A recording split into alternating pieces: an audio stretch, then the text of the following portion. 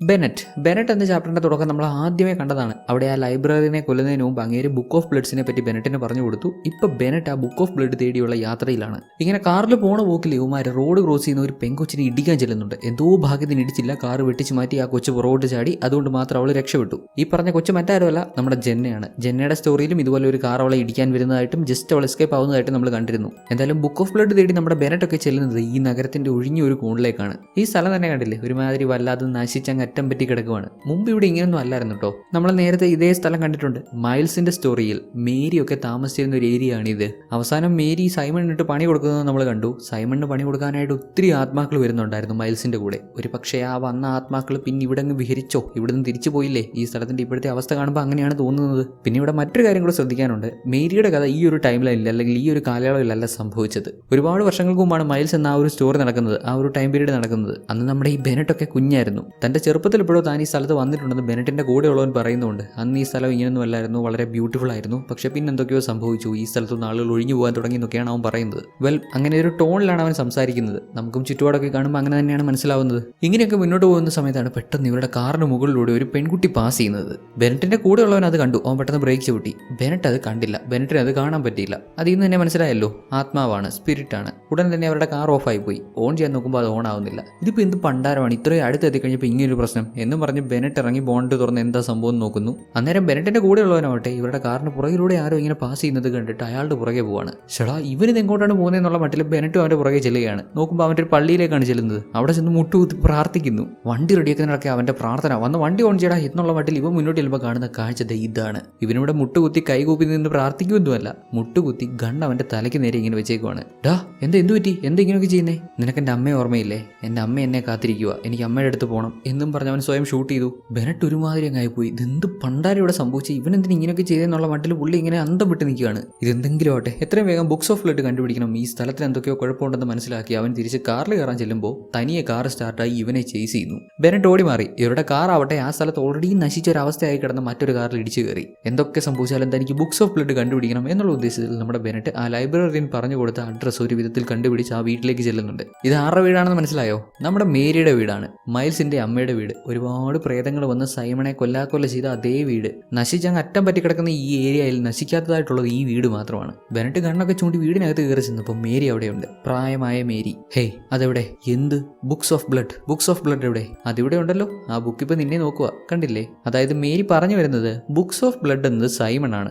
ആത്മാക്കളെല്ലാം കൂടെ സൈമണെ ഒരു പരുവമാക്കി കഴിഞ്ഞ് അവനൊരു വല്ലാത്ത കോലത്തിൽ എത്തിയായിരുന്നല്ലോ. ഒരുപാട് ആളുകളുടെ പേരുകൾ സൈമണിന്റെ ശരീരത്തിൽ എഴുതി വെച്ചിട്ടുണ്ട്. അവരുടെയൊക്കെ മരണം എങ്ങനെയാവണമെന്ന് ആത്മാക്കൾ മുൻകൂട്ടി തീരുമാനിച്ചിട്ടുണ്ട്. ഇപ്പൊ ദേ കണ്ടില്ലേ, ബെനറ്റിന്റെ പേരുണ്ട് സൈമണിന്റെ ബോഡിയിൽ. മേരി ഇത് ബെനറ്റിനെ കാണിച്ചു കൊടുത്തതും ഈ വീടിനകത്തേക്ക് ഒത്തിരി എലികൾ കയറി വരുന്നു. എലികളെല്ലാം കൂടെ ബെനറ്റിനെ ചേസ് ചെയ്യുവാണ്. ബെനറ്റും ഇതൊക്കെ കണ്ട് പേടിച്ചിറങ്ങി ഓടി. ബെനറ്റിന്റെ അവസാനം ഇതാണെന്ന് ഇവർക്കറിയാം. ഇതൊക്കെ കണ്ട് ഇങ്ങനെ നോക്കി നിൽക്കുന്നത് നമ്മുടെ മേരിയെയും സൈമണിനെയും മേരിയുടെ മകൻ മൈൽസിനെയും കണ്ടില്ലേ? ഒരു കുട്ടി ആത്മാവും ഒരു മനുഷ്യനും, പിന്നെ മനുഷ്യനും ആത്മാവും അല്ലാത്ത കോലത്തിലുള്ള ഇങ്ങനെ ഒരുത്തനും. എലികൾ ബെനറ്റിന്റെ ഡ്രസ്സിനകത്ത് കയറുന്നുണ്ട്. എലിയെ കൊല്ലാൻ വേണ്ടി ഒരു കത്തി എടുത്ത് അതിനെ കുത്താൻ ശ്രമിച്ചപ്പോൾ കൊള്ളുന്നത് ഇവന്റെ തന്നെ വയറിലാണ്. സ്വയം അവനവന്റെ മരണം വരുത്തി വെച്ചത് കണ്ടില്ലേ?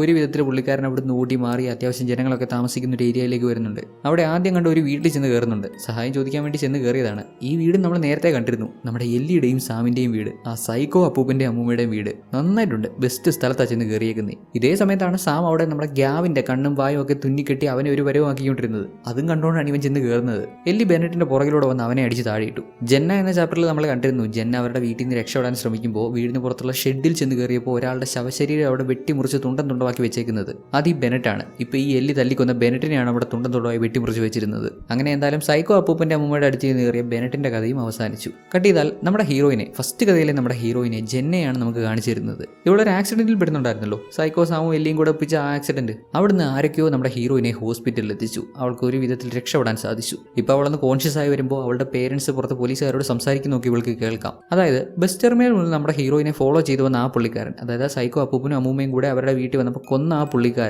പുള്ളിക്കാരൻ ഇവളുടെ ബോയ് ഫ്രണ്ടിന്റെ അച്ഛനാണ്. ഇവളുടെ ബോയ് ഫ്രണ്ട് ആയിരുന്ന പയ്യന്റെ അച്ഛനാണ്. ആ പുള്ളിക്കാരന്റെ മകൻ, അതായത് നമ്മുടെ ഹീറോയിന്റെ ബോയ് ഫ്രണ്ട് പയ്യൻ ആത്മഹത്യ ചെയ്തു. അവൻ എന്തുകൊണ്ടാണ് ആത്മഹത്യ ചെയ്തത്, എന്താണ് അതിന് പുറകിലുള്ള റീസൺ എന്ന് അദ്ദേഹത്തിന് അറിയണം. അതിനുവേണ്ടിയാണ് അദ്ദേഹം നമ്മുടെ ഹീറോയിനെ ഫോളോ ചെയ്തത്. ഇപ്പൊ ഇവിടെ പോലീസുകാർ പറയുന്നതാവട്ടെ അയാളുടെ മകന്റെ മരണത്തിന് കാരണം നമ്മുടെ ഹീറോയിനാണെന്ന് അയാൾ ചിന്തിച്ചു വെച്ചിട്ട് ഇവളെ കൊല്ലാൻ വേണ്ടി അയാൾ ഒരു പ്ലാൻ പ്രിപ്പയർ ചെയ്തു. ജെന്നയ്ക്ക് ഒരു തരത്തിലുള്ള മയക്കുമരുന്നൊക്കെ കൊടുത്തിട്ട് കാർ ആക്സിഡന്റിൽ പെടുത്താം, അങ്ങനെ അയാളും മരിക്കും ഇവളും മരിക്കും എന്നുള്ള ഉദ്ദേശമായിരുന്നു. എന്നാൽ അയാൾ മരിച്ചു, ഹീറോയിൻ രക്ഷപ്പെട്ടു. അയാളുടെ പ്ലാൻ പകുതിയേ നടന്നുള്ളൂ. ഇതാണ് പോലീസിന്റെ നിഗമനം. എന്നാൽ ആ ആക്ച്വലി സംഭവിച്ചത് എന്താണ്? നമ്മുടെ ഹീറോയിന് മയക്കുമരുന്ന് കൊടുത്തത് ആ പുള്ളിക്കാരനാണോ? അല്ല. ജെന്നയുടെ ബോഡി കുറച്ച് നേരത്തേക്ക് തളർത്തിയിടാൻ വേണ്ടി ആ സൈക്കോ അമ്മൂമ്മയാണ് ഇവളെ ഇഞ്ചെക്ട് ചെയ്തത്. ശരിക്കും ജെന്നയുടെ ബോയ് ഫ്രണ്ട് ആയിരുന്ന ആ പയ്യൻ എന്താണ് സംഭവിച്ചതെന്ന് ജെന്നയ്ക്ക് ഓർമ്മയില്ല. ഇവളുടെ പാസ്റ്റിൽ എന്തോ അത്ര മോശമായിട്ടുള്ള കാര്യം സംഭവിച്ചു. അത് കാരണം തന്നെ ഇവൾ മെന്റലി സ്റ്റേബിൾ അല്ലാതായി, ഇവളുടെ ഓർമ്മകളൊക്കെ നഷ്ടപ്പെട്ടു.